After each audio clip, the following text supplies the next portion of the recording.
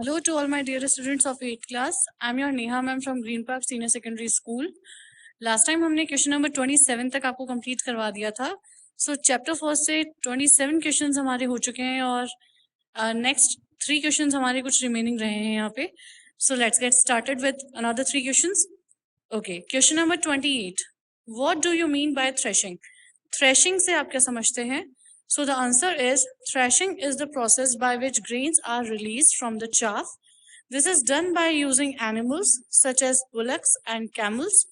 The tractor are used for doing this job in modern times. चलिए इसे समझते हैं. Threshing is the process by which grains are released.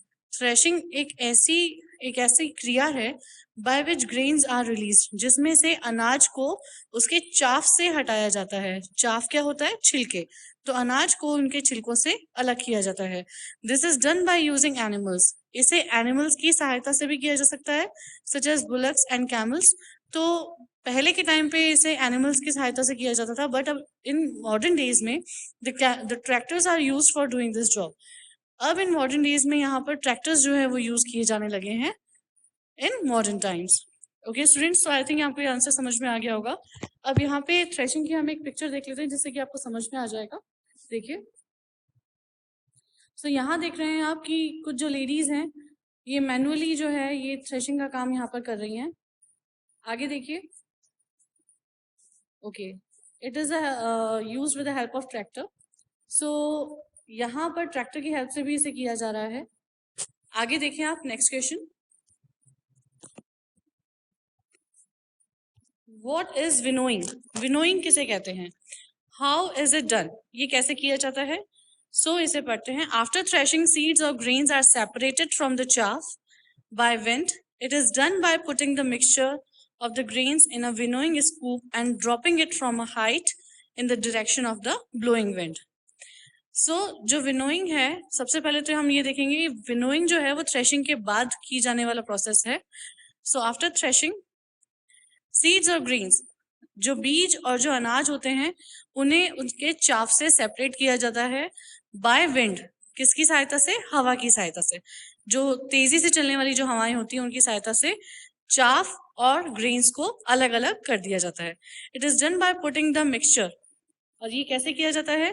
Mixture को पहले winnowing scoop होती है, विनोइंग स्कूप के अंदर पहले उस मिक्सचर को डाला जाता है और उसके बाद एक हाइट से उसे ड्रॉप किया जाता है उस डायरेक्शन में जिस डायरेक्शन से हवा जो है वो ज्यादा हो. जहां पे विंड जो है उसका डायरेक्शन हो उस डायरेक्शन में ले जाकर उसे काफी ऊंचाई से उसे ड्रॉप किया जाता है. सो इसकी भी हम पिक्चर के थ्रू देख सकते हैं कि विनोइंग किस तरह से किया गया प्रोसेस है. सो देखिए, yes, it is a process of winnowing. आप यहाँ पे देख रहे हैं कि इसे विनोइंग स्कूप में लिया गया है यहाँ पे ग्रेन्स को, और विंड की हेल्प से ग्रेन्स और चाफ को सेपरेट किया जा रहा है. सो अपना नेक्स्ट क्वेश्चन देखते हैं हम. Why storage of crop is so important? Crop का जो स्टोरेज है, क्रॉप का जो स्टोर जब हम करते हैं तो ये क्यों इम्पोर्टेंट है? सारी फसलों को स्टोर करना क्यों जरूरी है? So your answer is after harvesting the crop produce has to be stored properly to protect the grains from moisture. Second point, safe from rain. Third, protected from pests and birds. And fourth, in airtight godowns in proper bags for the purpose of transportation. चलिए इसे समझते हैं. After harvesting, अब ये harvesting के बाद का किया जाने वाला प्रोसेस है कि जो चाफ है वो अपने ग्रेन से सेपरेट हो जाता है. तो उसके बाद क्या किया जाता है? उसके बाद जो क्रॉप्स होती हैं, जो फसलें होती हैं या जो ग्रेन्स होते हैं उनको स्टोर किया जाता है.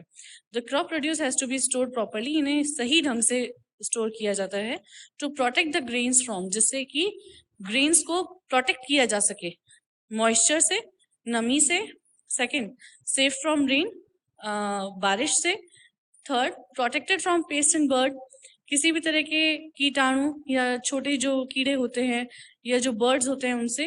फोर्थ, इन एयरटाइट गोडाउन्स, इस तरह से गोडाउन्स में रखा जाता है जो कि एयरटाइट बैग्स में इन्हें फिल किया जाता है जिससे कि हवा ना लगे और हवा के थ्रू इसमें किसी भी तरह के जो कीट हैं वो नहीं आ सके, for the purpose of transportation, जिससे कि इजीली इसको ट्रांसपोर्टेशन भी यहाँ से वहां भी ले जाया जा सके.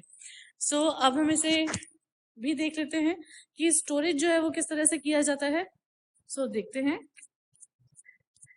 यहाँ देखिए आपको ग्रेनरीज का यहाँ पर एक पिक्चर दिखा रखा है।